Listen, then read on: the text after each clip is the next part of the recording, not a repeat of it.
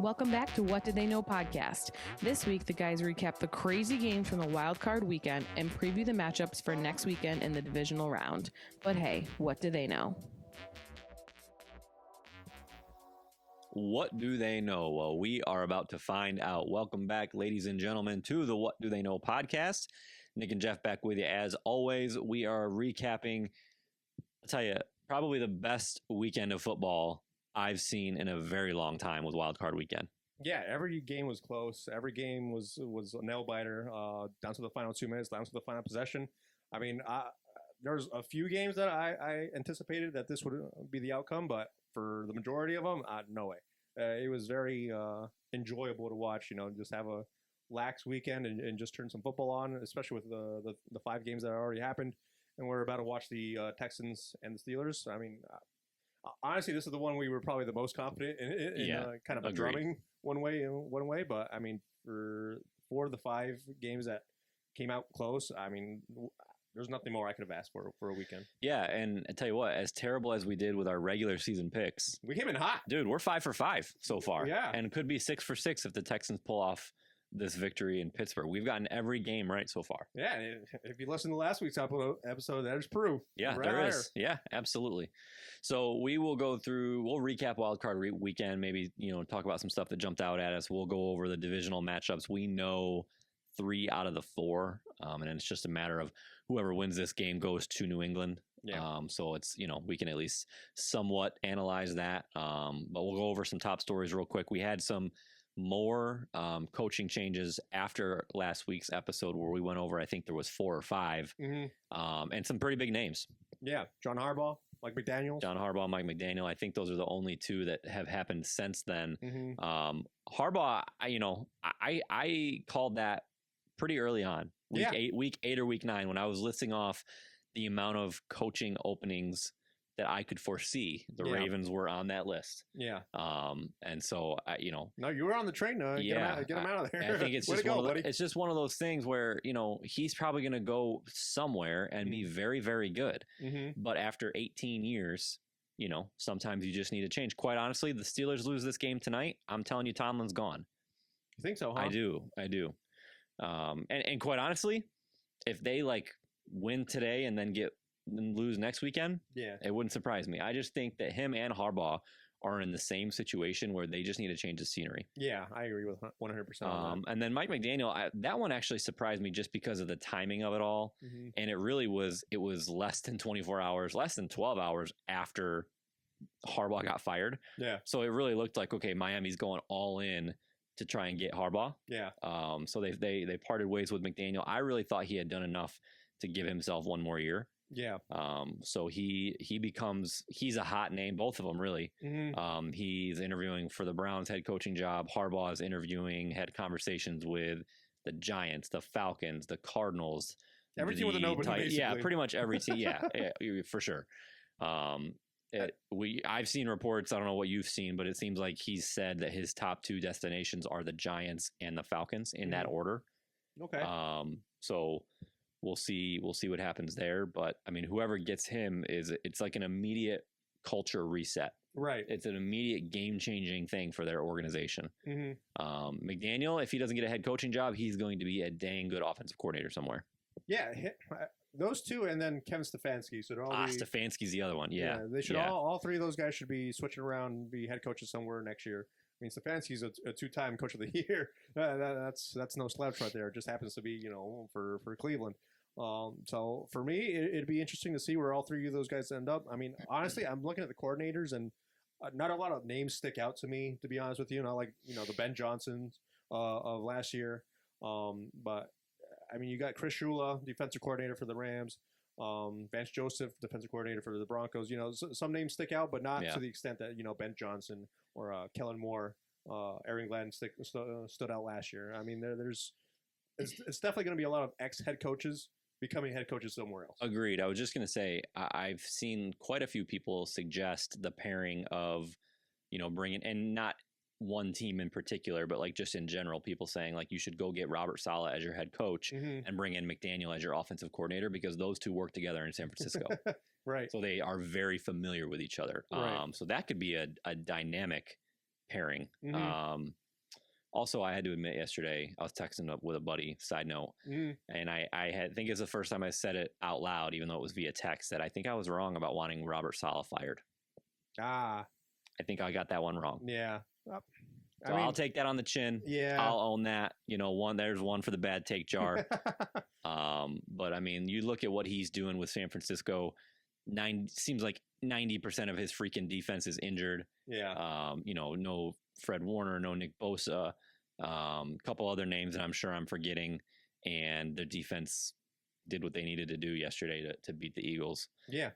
So I think he's going to get another job, whether it's this year, whether it's next year. I think he's going to, of course, that's what you do. You go to the Jets, you suck, you go somewhere else, you have success. Yeah.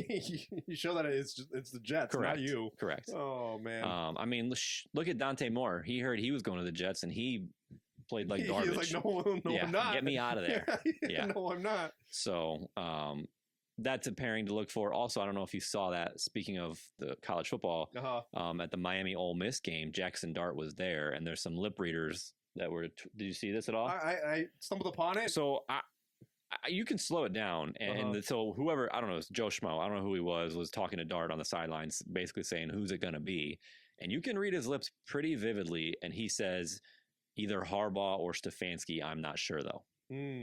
John Boy was on this or no? No, it wasn't John Boy. No, John Boy hasn't been on this? Shout out John Boy. Shout out John Boy. You know what? We should get him on that. Okay. We should see if he can get the whole conversation. So maybe we'll throw a tag to John Boy here after this and see what we can do for us. There we go. So that's interesting because it seems like Dart already knows that it's going to be one of those two guys. Right. And I think either one will be fantastic for him and the Giants in general. Yeah. Yeah, for sure. So some stability there with John Harbaugh would be, improve. It wouldn't even have a value, to be honest with you. It'd be so astronomically, positive for that organization in general to bring in a mind like John Harbaugh's. Well, but honestly, the curiosity in me would love to see Mike McDaniels with Jackson Dart and Cam Scattergood, to be honest with you. Yeah. And Malik Neighbors. I would love to see what he would do with that offense. But that's just me being bring greedy. him in as an OC. Yeah, bring him in. Throw the paycheck at him. Yeah, why not? Highest paid offensive coordinator. That's what I would do. Yeah, I would love to see it. Yeah, that would be very, very interesting. Can you imagine Harbaugh as the head coach or even Stefanski with McDaniel? Yeah. Golly. Mike McDaniel anywhere as an offensive coordinator is just it would be masterful, I feel like. And one thing that we didn't talk about, because he's not a head coach, but I was surprised by this, and I know you're super high on this guy, Cliff Kingsbury. Yeah, I thought that's where you were going to go with it. I was very surprised, and I feel like it didn't get a lot of attention. All of a sudden, it was like the Commanders parted ways with Kingsbury and whoever their defensive coordinator was. Yeah. I mean, Daniels. He had an incredible year with Jane Daniels. Then he missed 75% of the year, and you're going to fire him? Yeah, it's crazy to me. I did not understand that whatsoever. Not on board with that. Not on board. We'll see if I know he's going through the cycle, it's not a name that's been popping up for a head coaching carousel a lot. No. I guess he needs another year of, offensive coordinator duties to solidify, but kudos to whatever team gets him, because that's going to be a hot name. For sure. All right. We will jump over to the wild card weekend before we preview the divisional round, what people say is the best round, the best weekend in football. I don't know how it's going to top this weekend. I really don't.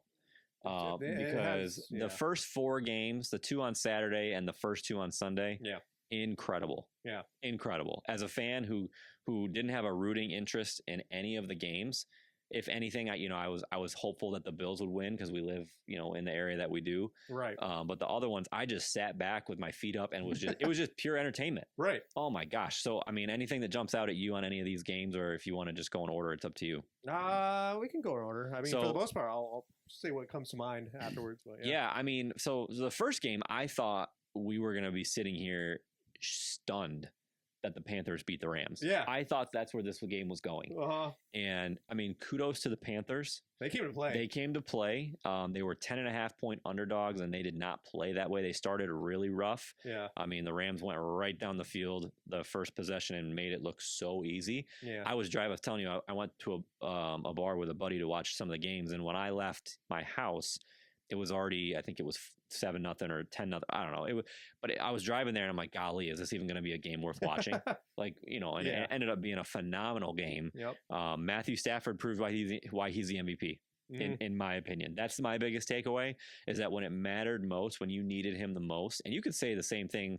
Caleb Williams had that sort of performance. Josh Allen had that sort of performance. Brock Purdy, all the quarterbacks on the winning teams for those first 4 games really stepped up when their teams needed them the most and made phenomenal plays. But that back shoulder that Stafford had to Parkinson with, 43 seconds left or something like that. Unbelievable throw. Yeah. And just that was one of those gritty performances that really, like, okay, you got over the hurdle. Is that going to leapfrog them into the next round? Yeah, no, I mean, talk about being tested in a game. I feel like we didn't really anticipate that sort of close of a matchup. Obviously, the Panthers had beaten LA early in the year, but we just chalked that up as like a speed bump sort of game for the Rams. But no, I mean, I guess Dave Canales has something on that Chris Shula defense, to be honest with you, because as soon as Bryce Young got settled in after that first interception, that was he started playing like a number 1 overall pick, and I was impressed with Bryce Young's poise and how he finished that game. Obviously, he had a lot of help with Jalen Coker. He had a career game, phenomenal game. 9 receptions, 134 yards with TD. And honestly, that TD pass in the corner of the end zone was what a throw! As good of a throw as I've ever seen someone throw to the end, the corner of the end zone. That was incredible by Bryce Young. Now that showed all the talent that he needed to show to convince me that he is a franchise caliber quarterback. However, at the end of the day, Stafford, he just came back, unreal, and just willed that team with that game-winning drive. I mean, you talk about all these games with comeback game-winning drives. I mean, like basically all the teams in the first 3-4 games who were leading in the 2-minute warning lost because the quarterbacks drove down the field and scored.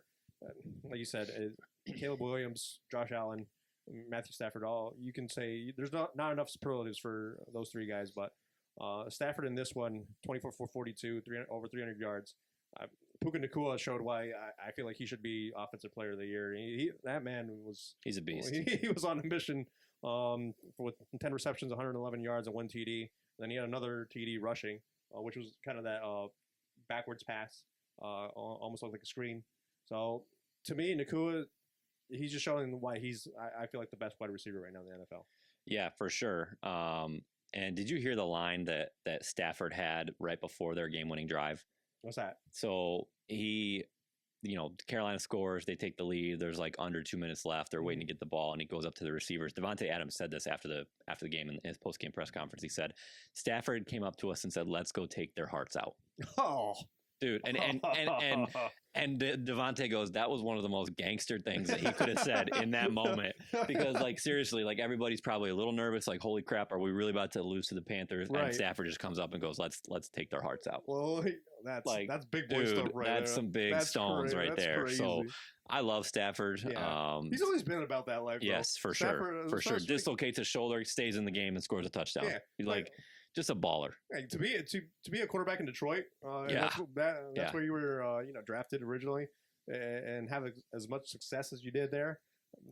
That man was it's a special breed. Yep, born and bred to be a quarterback for the league. Something to watch. He did have one of those injuries where on his follow through with his throwing hand, he ran into a lineman's helmet pretty hard and was shaking his hand. And quite honestly, other than that game-winning drive, for the majority of the second half, did not look right. Right. So that's something to watch next week. He got banged up. I think they confirmed today with X-rays, nothing's broken, just a sprain. So, he's like we just said, he's a gamer. He'll be out there, but that is something to watch if that kind of hinders him from throwing the football in any way. Yeah, we'll see if the connections with his wide receivers, takes a hit with it. I know even though Nacua had that incredible stat line, he did do it on 18 targets. And then Devontae Adams only had 5 receptions for 72 yards on 13 targets. Devontae Adams, I felt like wasn't on the same page with Stafford from time to time. He's coming back too. You got to remember, he was injured for 2 games, 2 or 3 games. Yep. So, you wonder how much was the hand injury, how much was a little bit of rustiness there with Devontae Adams. But it is what it is. You escape the Panthers in Carolina. It's an impressive win. Hats off. You tip your hat off to Carolina. I think they have nothing but positives to draw from this game, to be honest with you. Look out for them next year. Yeah, I think this is going to be an offseason that's definitely going to, their ownership and their GM is definitely going to buy in into what they saw in this playoff game. They definitely showed that they can hang with the NFC West top dogs like the Rams. So I was impressed, and honestly, I'm looking forward to what Bryce Young cooks up next year. Agreed.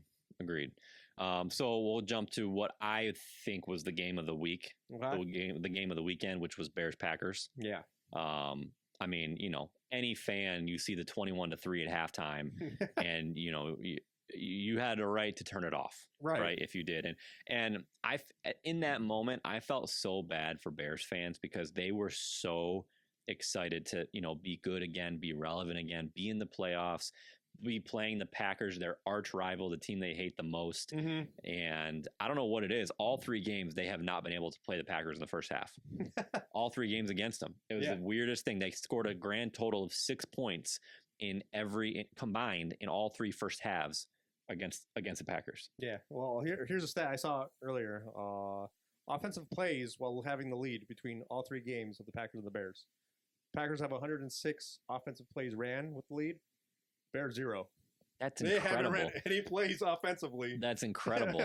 And they've won 2 of the 3. That's incredible. Matchups. Obviously, that overtime game. Yeah. And then this one right here. Yeah. So honestly, it's incredible.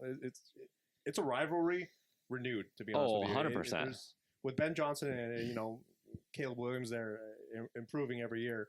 This is a rivalry that I think that it's going to hold the NFC North in a chokehold for quite some time. Caleb Williams made one of the greatest throws I've ever seen.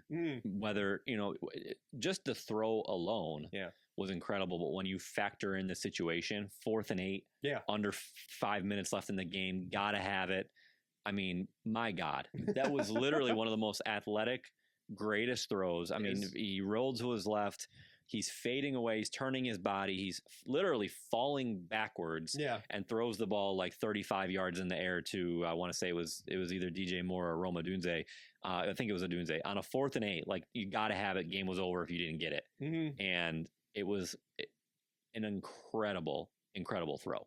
Yeah. I gained a lot of respect, not even respect, but like, Caleb Williams went up on my list after watching him on Saturday. Right. Yeah, no, Caleb Williams showed, another quarterback who showed why he was picked number 1 overall in his draft class. That was a game-changing sort of quarterback play right there. That's not a throw many quarterbacks, even in this league, can make. There's not enough to say about Caleb Williams in that certain situation. But, overall, this was a game that the Packers had in hand. McManus, dude, it's devastating. McManus, dude, he gone. He gone. So he left 7 points on the board. Yeah, 2 missed field goals, 1 extra point. Honestly, I want to look back and also mention out that they were missing Michael Parsons. Obviously, he's been out for a little bit of time. But honestly, if they had Michael Parsons, I don't think this game would have been really a matter. I think that 21-3 score would have held up a lot more with Michael Parsons manning the defensive line of the Packers. Parsons even tweeted at halftime. He said, "We got to step on their throats. They play all 60 minutes." Yeah. And dude, he legitimately called it. Yeah. And it's unfortunate, but this Packers defense was definitely a lot. It's like night and day with Michael Parsons out of that lineup, to be honest with you. And it's unfortunate. This is what we talked about last week is the Packers being probably too injured to win this game. And honestly, I think the Michael Parsons injury is what really tips the scale in the Bears' favor to be able to make that comeback, especially if you're down. And obviously, Michael Parsons is a pass rush specialist. Yeah. You're going to be throwing the ball all that time like Caleb Williams did. Almost 50 times, 48 pass attempts by Caleb Williams. Michael Parsons was going to eat that game, but unfortunately, it just didn't work out that way. And we'll see if the Packers come back, a little bit more rejuvenated next year because they have the talent. And honestly, Jordan Love, you can say what you want about Jordan Love. He had 4 passing touchdowns. I think he is the man for the job there. I don't think you really have to change much in terms of Matt LaFleur, even though you did let that slip away. I was just gonna say, watch his name. Yeah, Right. There's a lot of smoke around him and the Packers. He's got 1 year left on his deal. He said he wants some, clarification on what's going to happen. Mm-hmm. So we'll see if that's a big name to watch if he goes somewhere. Not only who's going to take over for the Packers, but where LaFleur is going to go. I'd put him in the conversation with, Stefanski and Harbaugh, where he could find another job right away and be successful. Yeah, he gets to choose where he wants to go. Correct. And instead of the other way around. That's definitely a hot name. Honestly, if the Packers definitely want to move on from him, trade him at this point, to be honest with you. But I don't see that happening. I think LaFleur, even though he blew the 21-3 lead, I think circumstances weren't favorable for the Packers in general to reach the Super Bowl anyway, especially without Michael Parsons. And to be honest with you, it is what it is. But I think they have the pieces in place. They just need to remain healthy, or at least create a little bit more depth, so they don't feel the hit of losing players like that.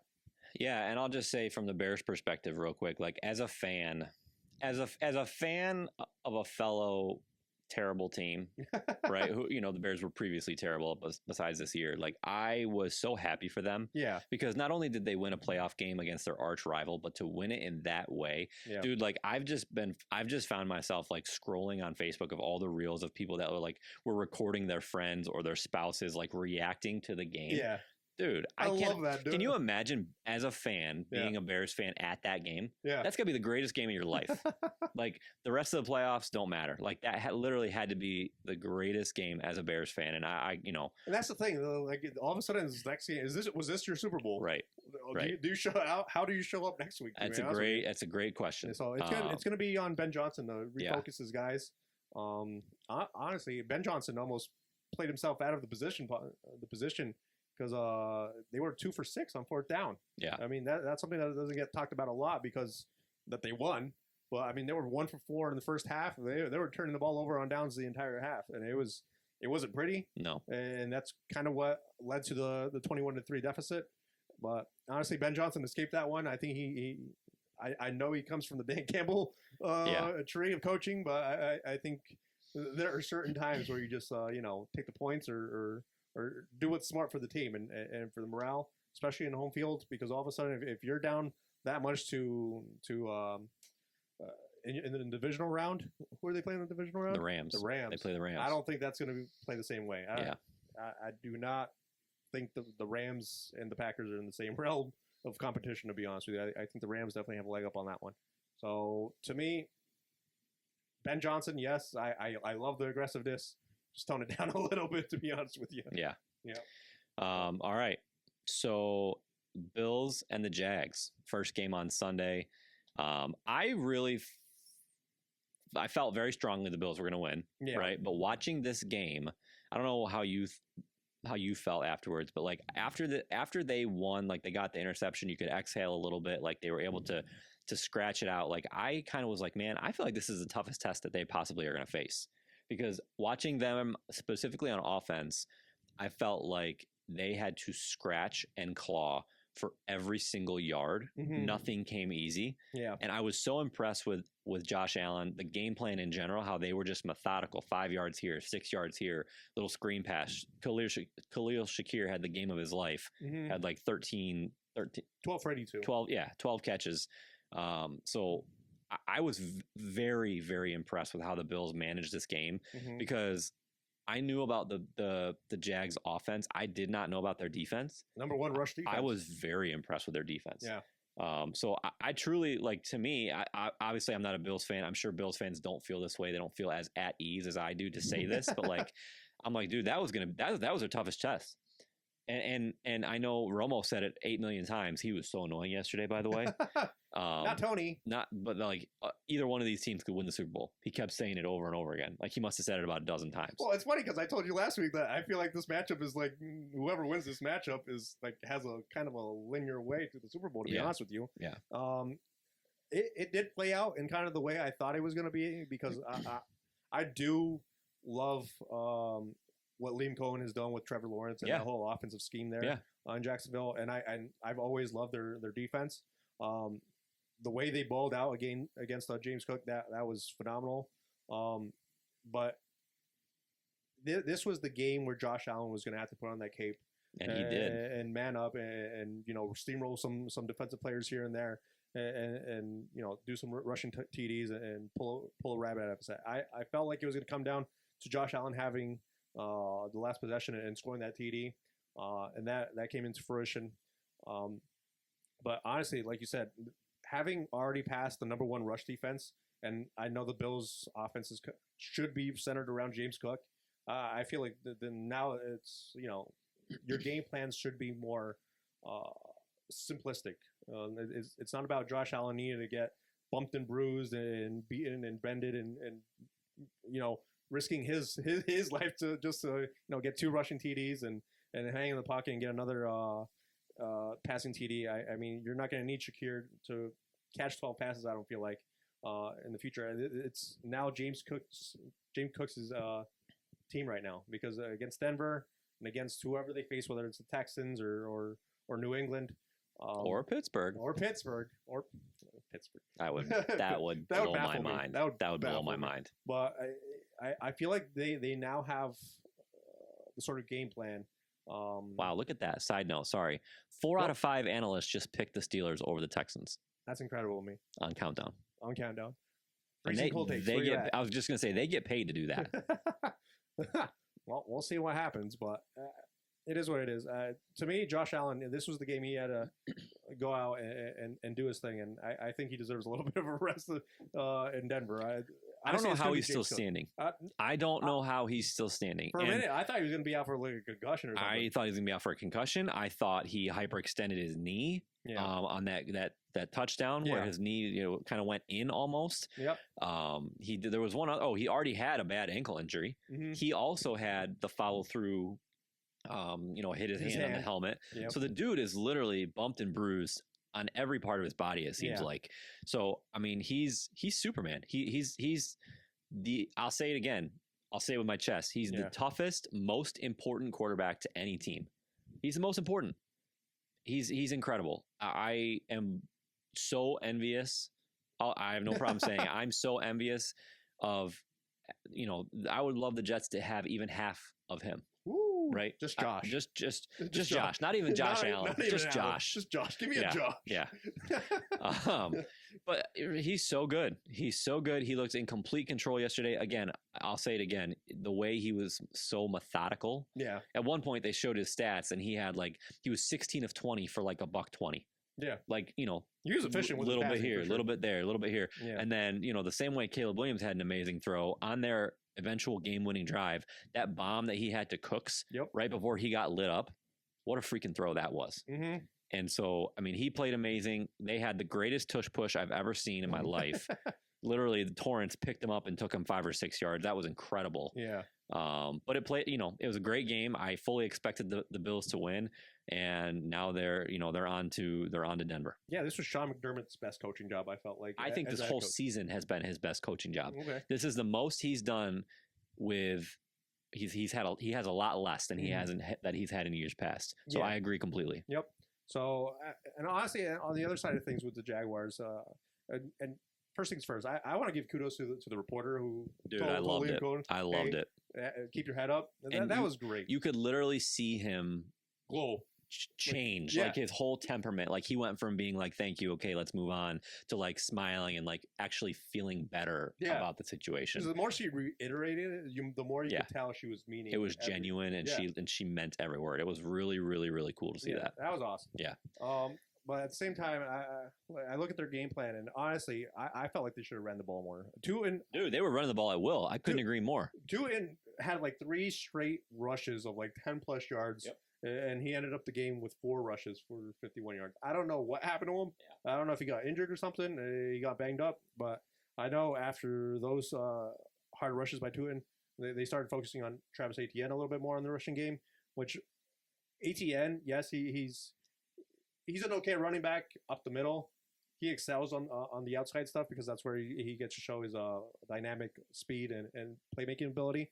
But honestly, I felt they should have ran the ball a lot more. Yeah, that was one of the things that one of the few things that I felt like Romo said correctly yesterday. Yeah. He kept saying it, like they need to run the ball. Yeah. The team that wins is going to be able to run the ball. Like and he was spot on, and so were you. Like I couldn't believe that they kept going to the pass game. Mm-hmm.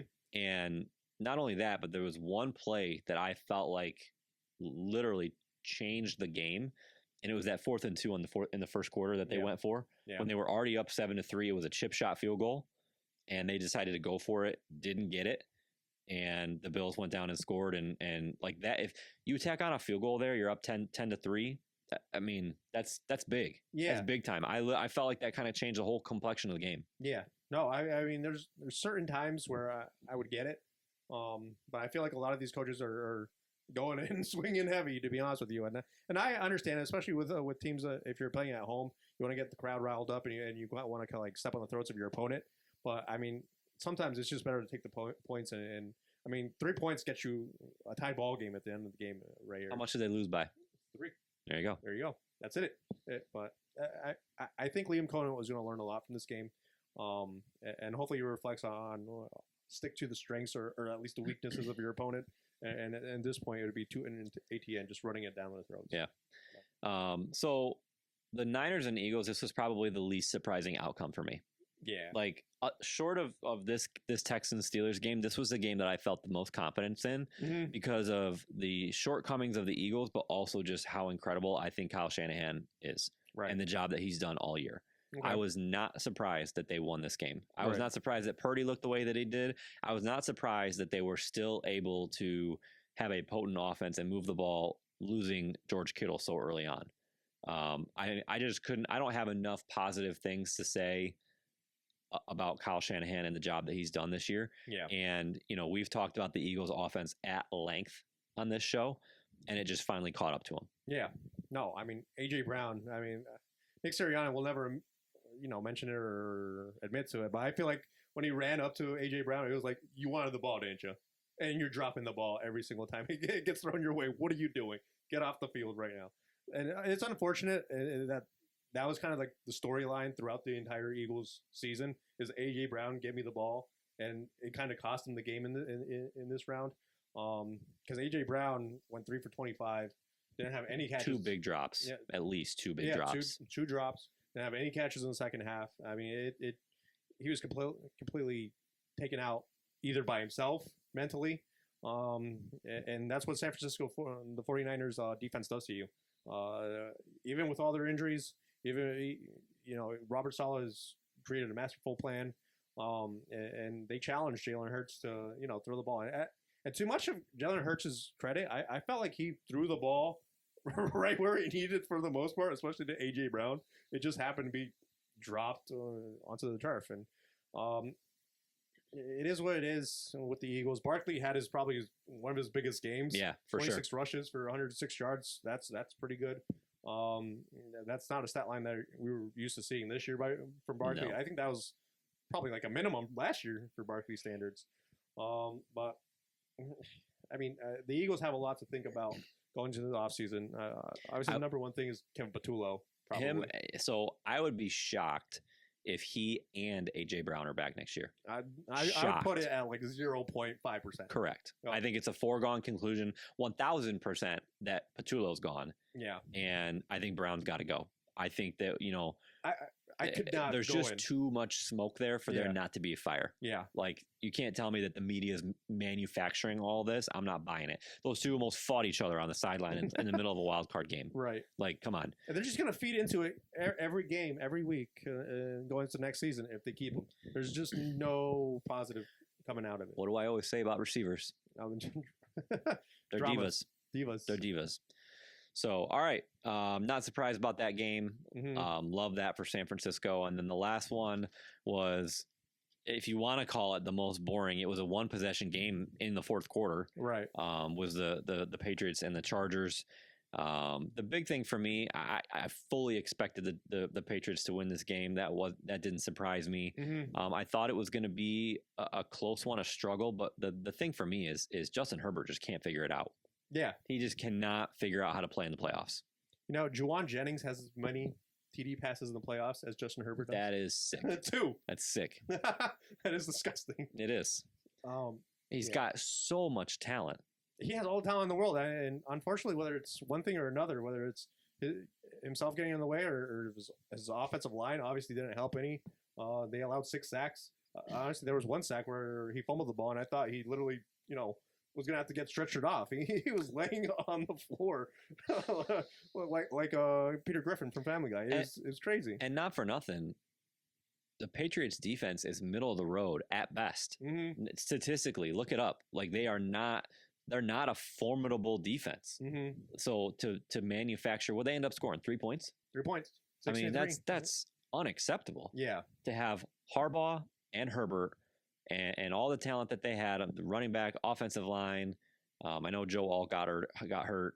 Yeah, Joe Alt got hurt week 9. Yeah. And Rashawn Slater, their other tackle, was gone since training camp. Yeah. So yes, they do have the pieces around him, and they just got hurt. But I mean, honestly, that's not an excuse for Herbert. This being your 3rd trip to the playoffs and having the stat line that you do. Agreed.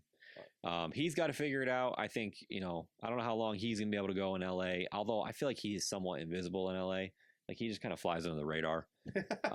But, they got to figure it out. And for the Patriots, I don't want to sound like a pessimist here, and maybe I am because it's the Patriots, but that game really showed me that they're gettable. Oh, yeah. To only score 16 points when their defense played the way they did. I know the Chargers have a good defense, but you're at home, you're hosting a primetime playoff game. I expected more. I expected this, honestly, to be like a 24-21, 2017 type of game. Yeah. Not, 16-3? 16-3. So I think that they got their work cut out for them, regardless of who they play, whether that's Houston or Pittsburgh. Yeah, no, I mean, New England's kind of offensive scheme is pretty simple in terms of Stevenson, Travion Henderson, and Stephon Diggs. I mean, outside of that, you got Hunter Henry at the tight end position, but I mean, he had 3 catches for 64 yards on a TD. It can get going, but it's not as dynamic as say some of these other offenses, especially on the NFC side. So to me, New England is definitely not, one of those teams that I foresee reaching the Super Bowl, unfortunately, especially this year. It's not unfortunate. It's not unfortunate at yeah, all. Not unfortunate at all. But I just feel like they are 1 year too early. I felt that all year round. Yeah. I felt like they're a well coached team with Mike Vrabel. They're definitely on the right track with that. I just never felt that they were that team that was going to make it out of the AFC at any point, to be honest with you.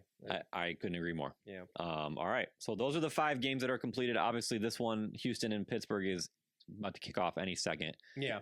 Jeff and I both expect Houston to really dominate more defensively than anything else. Yeah. So we'll see what happens there. Honestly, I'm looking for like a pick 6 or a fumble 6, something like that. I think this is like a 5 or 6 sack game for Houston. I just think that their pass rush with Rodgers' limited mobility. Also, if you're a bettor, I don't know if bet slips have closed yet. I would put Kenneth Gainwell is going to have like 8 catches tonight. It's going to be a dump off check down city all night. You watch. So we'll see what happens. We'll keep an eye on it as we continue to go through this episode. But let's jump into the divisional round. So like I said, 3 out of the 4 matchups are set. We know which games are happening on which days. Mm-hmm. We just don't know the times yet. Yeah. So Saturday we're going to have the Bills at the Broncos. Okay. And San Francisco at Seattle. Okay. So both 1 seeds playing on Saturday. Both San Francisco and Buffalo playing on a short week. After playing Sunday, I think that's a little messed up for what it's worth. NFL. But what are you going to do? They do it for ratings, not performance, I guess. So, right. What do you see in these games?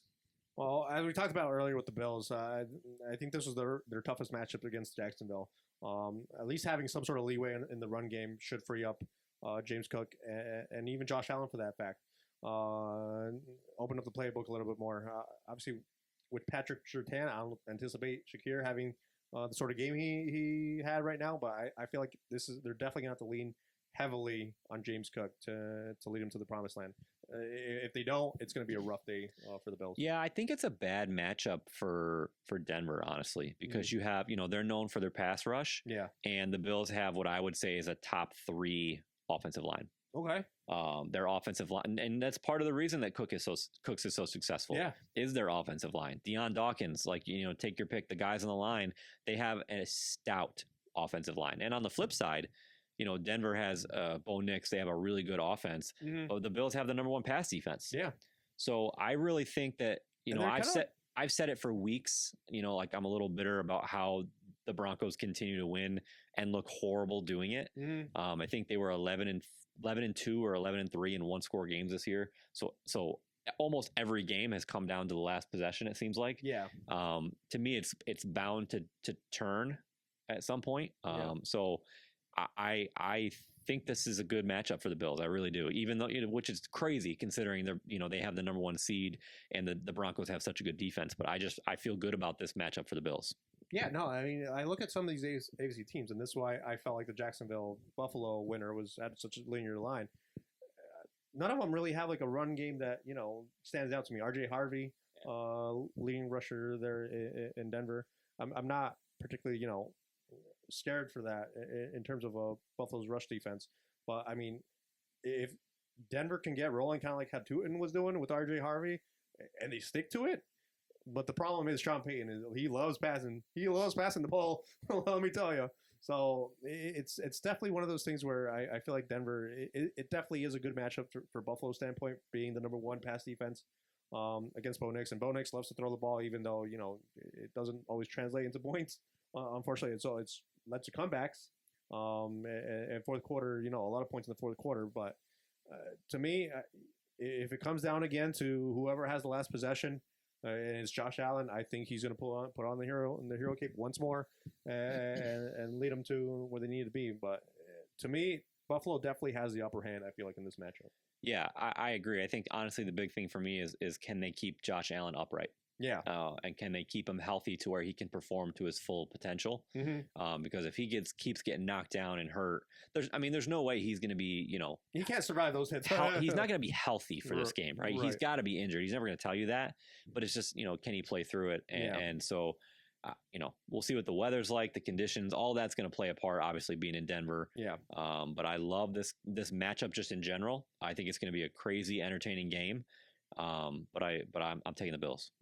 I'm taking the Bills too. Okay. Yep. And then the other game on Saturday, San Francisco at Seattle. This is a rematch. They just played 2 weeks ago. Yeah. They just played Week 18. I don't have the final score, but Seattle handled them. It wasn't really competitive, honestly. And I don't expect that to happen again. I don't know that San Francisco has enough juice to pull it out. But I do think it's not going to be a walkover like it was the last week. There's no way Kyle Shanahan lets that happen again. I don't know. Really, you think it's going to be one-sided again? I feel like Purdy hasn't. After he had that little run of being the number one offense for before that Week 18 matchup, and then last week yesterday, he had 2 interceptions. Yeah, I feel like he's and one of them were really bad. Yeah. I feel like he's regressing down to the mean where we kind of like always heralded him at being some of your components rather than lifting everybody up around you. And I just feel like it's a very unfortunate time to lose Kittle. Oh, for sure. In that aspect, because especially with Brock Purdy needing as many weapons as he needs. I mean, CMC is as good of a weapon as you can ask for in the NFL. But honestly, I feel like Seattle at home, bearing any wonky 2-point plays this time around, I feel like they definitely have the upper hand. I feel like it's going to be like a 10 to 13 point win for Seattle. It's funny because I watched yesterday and I had the opposite reaction. Yeah. I actually felt like Purdy threw the ball really well. Again, you got to remember the only thing that kept the Eagles competitive was their defense. Yeah, they're a top 3 defense. Yeah, and so I don't know what his final stat line was. I think he was close to 300 yards passing.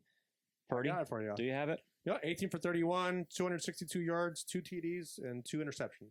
Yeah, I thought he threw the ball well. He threw with anticipation. He threw the ball downfield, which is not easy to do against the Eagles. So I actually it's funny, I had the opposite reaction. I'm like, man, he's actually throwing the ball really well.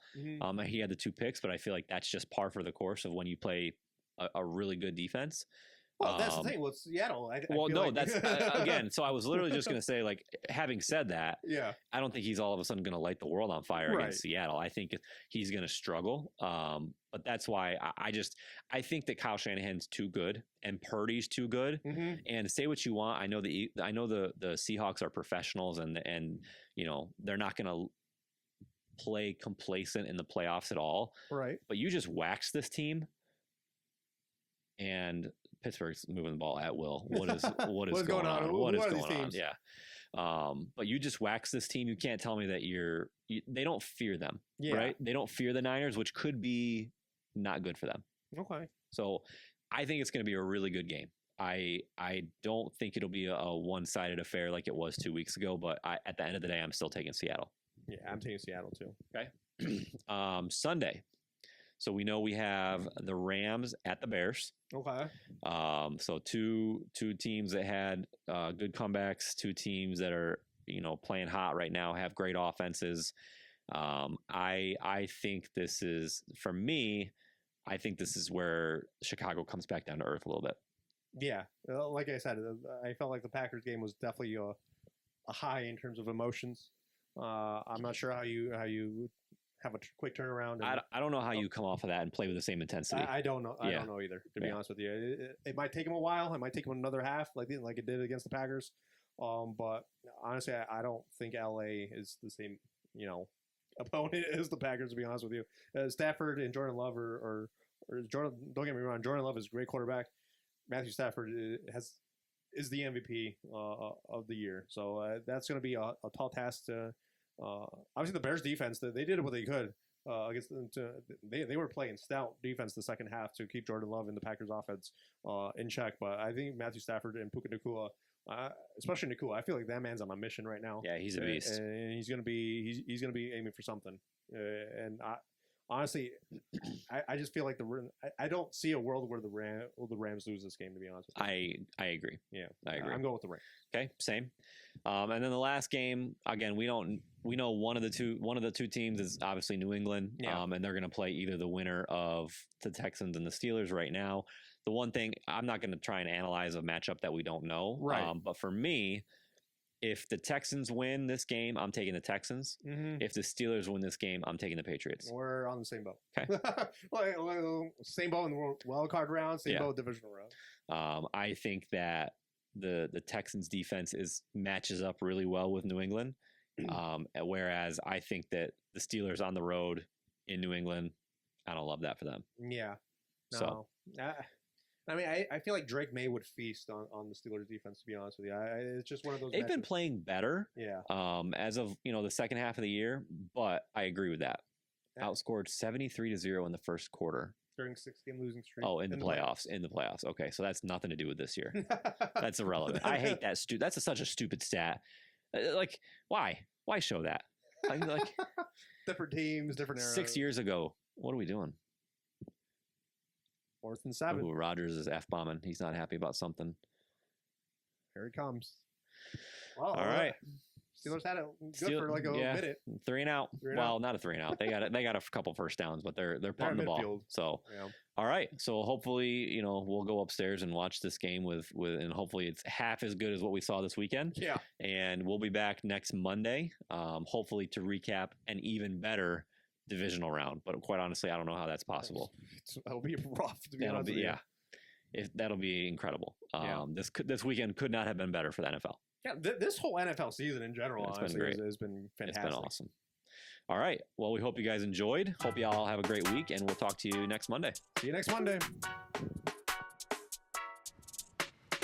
We want to hear from you. Stir up some conversation or controversy and reach out to us on our social media platforms to add to the weekly conversations.